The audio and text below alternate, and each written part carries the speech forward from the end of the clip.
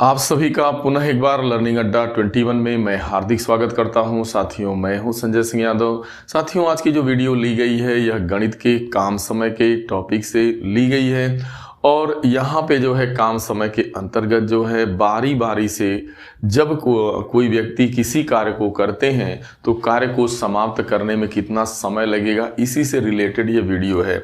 मान लीजिए कि दो आदमी हैं, एक आदमी ए है एक बी है।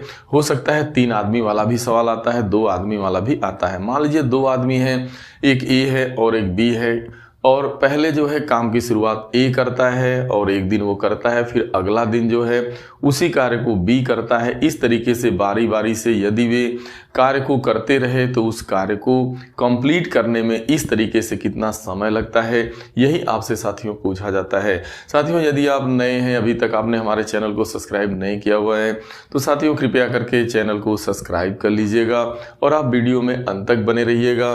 यहाँ हम लोग ऐसे क्वेश्चन को लगाने का सबसे पहले बेसिक तरीका जानेंगे, बेसिक कॉन्सेप्ट जानेंगे, फिर उसी बेसिक कॉन्सेप्ट के द्वारा जो ट्रिक डेवलप होगा, जो एक हम लोग ट्रिक निकालेंगे, वो उस ट्रिक की भी हम लोग चर्चा करेंगे जो काफ़ी आपका फास्ट होगा। तो चलिए हम लोग सीधा अपने क्वेश्चन की शुरुआत करते हैं। यहाँ पर देख रहे हैं कि आपका एक क्वेश्चन लिया गया है आपका दीप्तेश और तुषार अलग अलग कार्य करते हुए एक कार्य को क्रमशः 9 और 12 दिनों में पूरा कर सकते हैं। दीप्तेश से प्रारंभ करके यदि वे बारी बारी से एक एक दिन कार्य करते हैं तो कार्य कितना दिनों में पूरा होगा। कहने का मतलब दीप्तेश और तुषार 2 व्यक्ति हैं, अगर ये किसी काम को अलग अलग करते या अकेले अकेले करते तो वे क्रमशः 9 और 12 दिन में करते। लेकिन यहाँ पर है कि पहले दिन कार्य की शुरुआत दीप्तेश करेगा, फिर उसके बाद अगला दिन तुषार करेगा और इसी क्रम में यदि ये बारी बारी कार्य करते रहे तो ये कार्य कितने दिन में समाप्त होगा।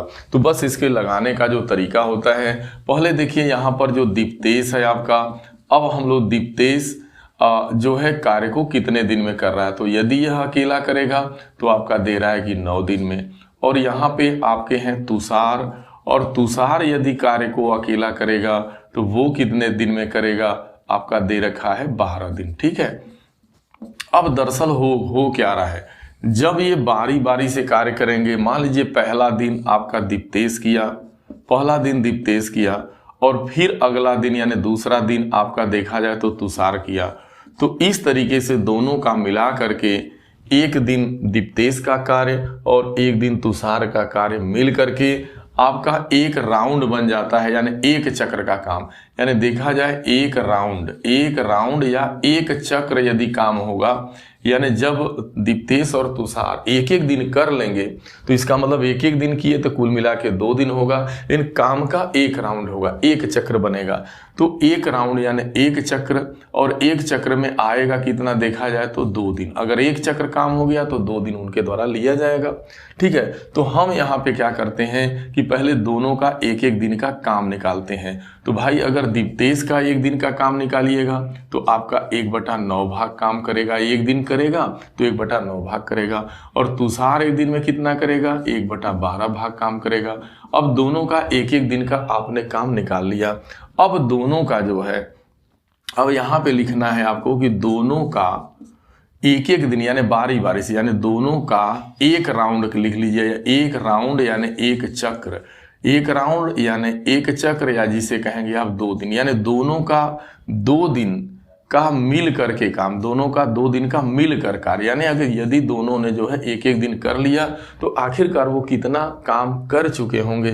तो यह 1/9 में जैसे ही आप 1/12 जोड़िएगा तो ये इनके जो है दोनों के एक चक्र का यानी 2 दिन का यानी एक चक्र का काम आपका निकल के आ जाएगा। तो देखा जाए एलसीएम 36 पे बनेगा, 9 चौको 36 होगा, 12 तिहाई 36 होगा। देखा जाए तो 7/36 भाग कार्य जो है एक राउंड में उनके द्वारा किया जा रहा है। तो अब यहाँ पे ध्यान देना है कि भाई अगर आपके पास एक 7/36 है तो अब आप कितने से गुणा कर दें कि या तो 36 आ जाए या तो 36 से कम ही रहे। राउंड बनाना है तो यदि यहाँ आप 5 राउंड कार्य करा देते हैं, यानी आप लिख सकते हैं दोनों का मिलकर 5 राउंड, देख रहे हैं 5 राउंड का कार्य। भाई एक राउंड में 7/36 भाग कार्य हो रहा है, तो 5 राउंड का काम कितना होगा ये पता करना है। तो फिर आपको 5 × 7/36 लिख देंगे, या यूं कह सकते हैं कि 7/36 में आपको 5 से गुणा करना होगा। तो क्या हो जाएगा, 7 × 5 = 35/36। देखा जाए तो उन दोनों लोगों ने बारी बारी 5 राउंड कार्य किया, तो 35/36 भाग काम हो चला था। 5 राउंड में 35/36 भाग काम हो चला था। तो अब देखिए कितना काम शेष है भाई, तो शेष काम निकालते हैं, कितना काम बचा।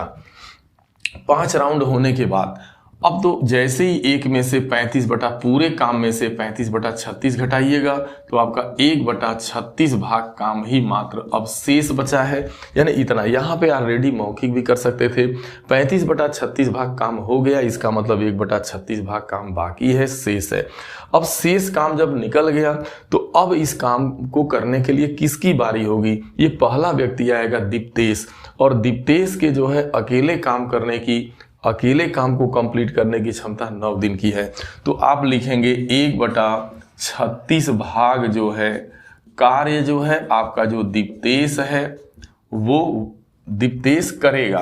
भाई 1/36 भाग काम दीप्तेश करेगा तो कितना लेगा, तो वो 9 दिन में पूरा काम करता है, आपको 9 दिन लिख लेना है। और जो ये काम बचा है शेष काम, उसमें शेष काम 1/36 से गुणा कर देंगे। इतना भाग काम बचा है आपका। जैसे इसको डिवाइड करिएगा 9 × 4 = 36, 1/4 दिन आ जाएगा। यानी उसे देखा जाए तो दीप्तेश को पूरा दिन भी नहीं लगेगा, मात्र 1/4 दिन। देखा जाए तो 24 घंटा होता है, तो 6 घंटे में ही कर लेगा। यानी 1/4 दिन में दीप्तेश जो है काम को कंप्लीट कर लेगा। अब यहाँ आप देख रहे हैं भाई क्या हुआ कि एक राउंड में 2 दिन हो रहा है, तो दोनों ने मिलके 5 राउंड काम किया होगा। तो इसका मतलब कै दिन लग गया होगा, 5 दूना 10 दिन। और 10 के बाद अगला जो है दीप्तेश का काम है 1/4। तो देखा जाए तो 10 सही 1/4 दिन का समय लगेगा। तो आप लिखेंगे भाई कै राउंड काम हुआ, पहली बात 5 राउंड होता है और प्लस 1/4 दिन लगता है। यही जो है पूरा काम करने का समय है। यानी दोनों मिलकर के इस तरीके से कार्य कितने दिनों में होगा, यही दिन होगा आपका। ठीक है, तो 5 राउंड भाई, एक राउंड में 2 दिन, तो 5 राउंड में 5 दूना 10 दिन और 1/4। जैसे ही 10 में 1/4 जोड़िएगा तो 10 सही 1/4 होगा। इसे 10 चौका 40 और 41/4 दिन भी लिख सकते हैं, जैसा कि आप आंसर में देख रहे हैं कि दिया है 41/4 दिन, लेकिन 10 सही 1/4 दिन लगेगा। जब भी ऐसे सवाल है, अब ये देखिए यहाँ पे बस कुछ नहीं करना होता। यहाँ पे जो इनके काम दिए गए हैं अलग अलग अकेले अकेले करने के, बस आपको तत्काल इसका राउंड बना देना होता है। बस इनके एक एक दिन के काम आप निकाल लीजिए, तुरंत आएगा आपका 7/36। फिर 7/36 का राउंड बना लेना है कि आखिरकार कितने से अंश में गुणा कर दें कि वो हर के बराबर हो जाए या उसके करीब रहे। तो 7 × 5 = 35, 5 राउंड इसको कर देना है। तो 5 राउंड करिएगा तो 35/36 भाग काम हो जाएगा। यानी 5 राउंड। अब इतना ध्यान में रखना है कि जब वो बारी बारी से काम करेंगे, एक दिन मान लीजिए दीप्तेश किया और एक दिन मान लीजिए आपका तुषार किया, तो इस तरीके से एक चक्र का ये काम कंप्लीट होगा, लेकिन लगेगा 2 दिन। 5 राउंड काम हुआ, 5 दूना 10 दिन लगा। जो शेष काम निकाल लेना है, शेष काम जो है किसके जी में जाएगा, दीप्तेश के। दीप्तेश की क्षमता एक दिन की क्या है, 9 दिन में पूरा काम करता है। तो 9/36 भाग कै दिन में करेगा, बस 9 × 1/36 कर देना है।